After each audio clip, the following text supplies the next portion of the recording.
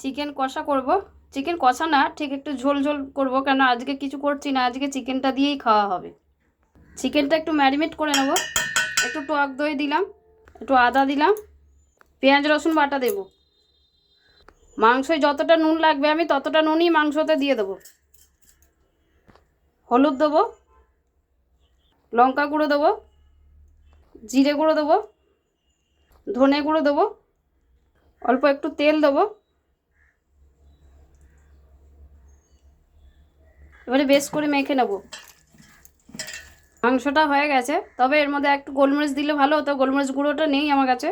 এবারে কড়াইটা বসিয়ে দিয়েছি, তেল দিয়ে দেবো। তেলটা গরম হয়ে গেছে, আলুগুলো ভাজতে দিয়ে দেবো।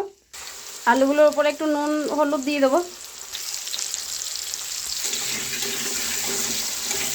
আলুগুলো ভাজা হয়ে গেছে, তুলে নেব। গরম মশলা ফোড়ন দেবো, তেজপাতা ফোড়ন দেবো। এবারে পেঁয়াজটা দিয়ে দেবো।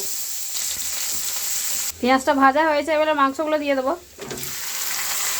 একটু কাশ্মীরি দিয়ে দেবো। এবারে টমেটোগুলো দিয়ে দেবো। এবারে ভেজে রাখা আলুগুলো দিয়ে দেবো। এখনই আলুগুলো যদি না দিই, নাহলে ওরা সেদ্ধ হবে না। এবারে কিছুক্ষণ ঢাকা দিয়ে রাখবো, কষা হোক। একটু কষার সময় গ্যাসটা কমিয়ে দিতে হবে। কত জল ছেড়েছে দেখুন, এখনও তো জল দিইনি, কত জল ছেড়েছে। মাংস কষা হয়ে গেছে, পাশ দিয়ে দেখুন কত জল ছিল, তারপর এখন তেল ছেড়েছে। এরপর একটু গরম জল দিয়ে দেবো। মাংসটা কতটা গরম জল দিয়েছি বলে তাড়াতাড়ি ফুটে গেছে। এবারে একটু গরম মশলা দিয়ে দেবো। মাংসটা আমার হয়ে গেছে, এবারে গ্যাসটা বন্ধ করে দেবো।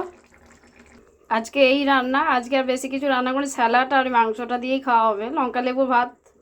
এটা ছাড়া আর কিছু ওরা সময় পায়নি, এটা থেকেই শেষ করলাম। আমি 2:30টার সময় মাংসটা বসিয়েছিলাম, আর এখন 3টে বাজেনি, তাহলে কত তাড়াতাড়ি মাংসটা হয়েছে চিন্তা করুন। ওইভাবে যদি করেন তাড়াতাড়ি মাংসটা কিন্তু হয়ে যাবে।